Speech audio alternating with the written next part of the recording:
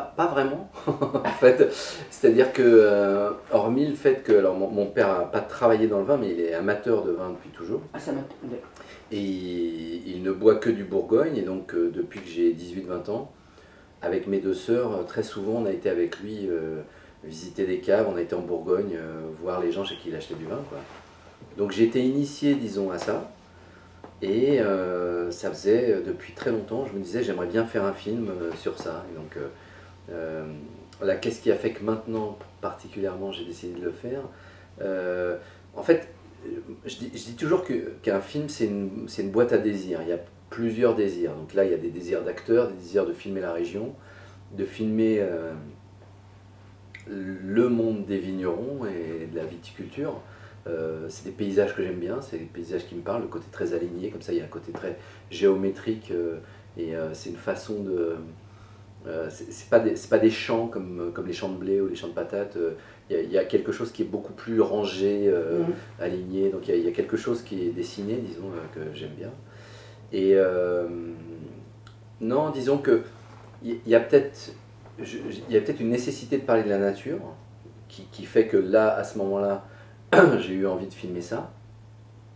Mais sinon, il n'y a pas un événement, quelque chose de particulier. Je sais que c'est vraiment quelque chose qui s'est fait graduellement. Je sais que le fait d'avoir vu Mondovino, j'imagine que ça fait presque 20 ans ou 15 ans en tout cas. Ouais, oui. Je m'étais dit déjà à ce moment-là, j'aimerais bien faire quelque chose là-dessus. Et je pense que j'ai souvent dit ça, que moi je suis un réalisateur qui réalise après.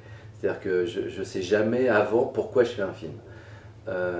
Et je crois que je ne sais pas encore pourquoi j'ai fait ce film-là, mais je pense que c'est pas tellement sur le vin, la nature, c'est sur le lien familial. C'est que finalement, je suis parti d'un titre, je suis parti avec un titre qui était Le vin, et j'ai fini avec Ce qui nous lie.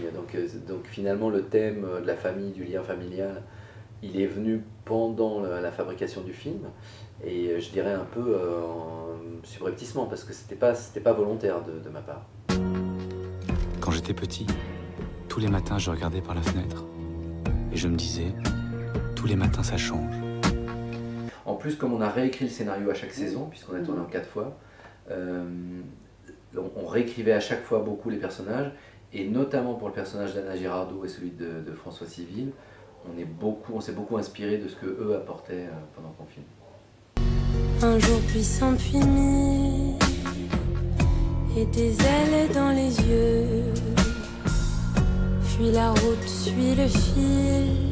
J'ai eu envie de faire le tour du monde. Du soleil dans mes cieux. Et par exemple, moi je sais que quand il y a eu l'histoire du printemps avec le fait de faire des travaux dans la maison, on s'est dit tiens, ce serait pas mal qu'il y ait des copains à eux qui viennent.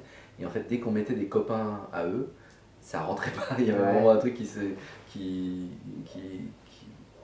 faisait pas, quoi.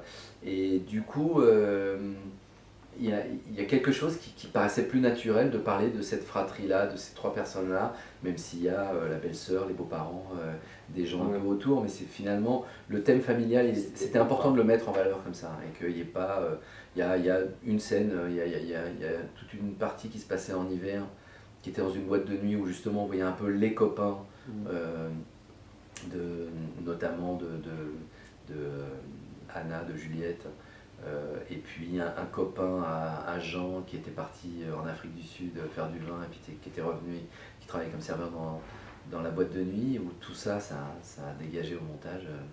Ça a été tourné en plus? Ça a été tourné, ouais. Et en fait, la partie hiver était trop longue. Et la partie hiver, on s'est rendu compte au montage, c'était vraiment une espèce de salle d'attente où, grosso modo, on attend la relance du printemps. Et du coup, il fallait que cette période soit courte, quoi. Donc toutes les scènes qu'on avait mis avec justement pas mal de gens extérieurs à leur famille pendant l'hiver, ça a sauté. Ouais. Raisin rouge pour médaille, une bataille. Oh! Parfois je me dis que je suis plus parti pour fuir. Mais t'es revenu. Quand le voyage m'en l'a. L'amour c'est comme le vin. Ce qui nous lie est là. Faut du temps. Ouais, non, alors là aussi, c'est un travail d'osmose qui se fait dans la durée. Bon, d'une part, on travaille depuis longtemps ensemble, depuis un peu avant l'an 2000.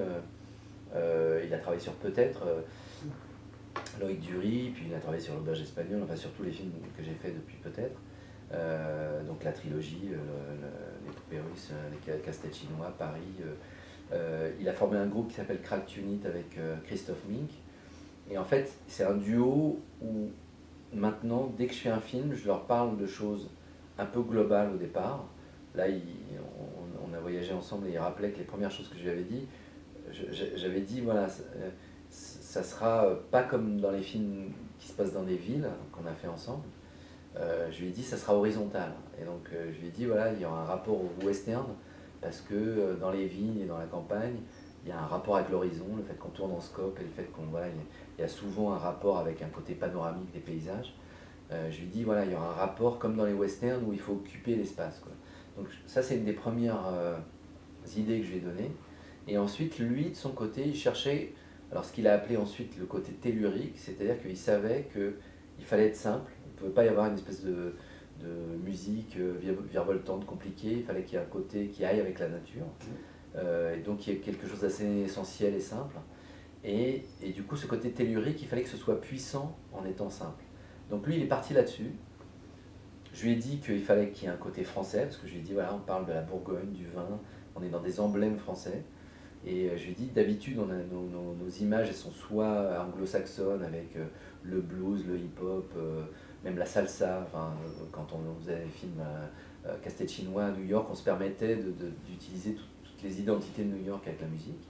Là, je lui ai dit, voilà, là, ça se passe en France, il faut qu'on parle de la campagne française. Et donc, il y avait cette difficulté de ne pas sortir les vieux airs bourguignons ou l'accordéon et d'inventer une musique moderne qui corresponde à la France d'aujourd'hui. Donc, il a travaillé là-dessus. Et puis, je crois que lui, quand il en parle, c'est beaucoup ce mot tellurique qui l'a aidé. Il a utilisé un instrument de musique qui s'appelle le cristal bachet, qui est un drôle d'instrument et qui donne cette sensation un peu comme un orgue. Il y a un côté monumental, disons, du son qui enveloppe beaucoup et qui n'a pas le côté religieux que peut avoir l'orgue. Donc voilà, il est parti là-dessus et c'est vrai que ça a donné la couleur en fait du film. Où après, il y avait l'accordéon qui donnait un peu un côté folk. Même si c'est pas l'accordéon classique français, c'est presque plus de l'accordéon d'Amérique du Sud ou du reggae. Donc voilà, lui il marche par couches comme ça, où il y a des petites touches qui sont à la fois des idées d'instruments de musique, des idées de mélodie, des idées rythmiques, et puis il assemble tout ça, et tout ça ça forme de la musique qui est de l'électro, mais à la fin ça ressemble pas vraiment à l'électro comme classique de boîte de nuit on va dire, mais c'est vraiment de la musique actuelle mais qui est très nourrie de plein d'influences en fait. Qu'est-ce que... Vous êtes là à me regarder avec vos grosses couilles. Quoi, j'ai pas entendu là. Wow, c'est festif, il y en a partout. Poup, poup, poup, poup, ça pétard dans les papilles.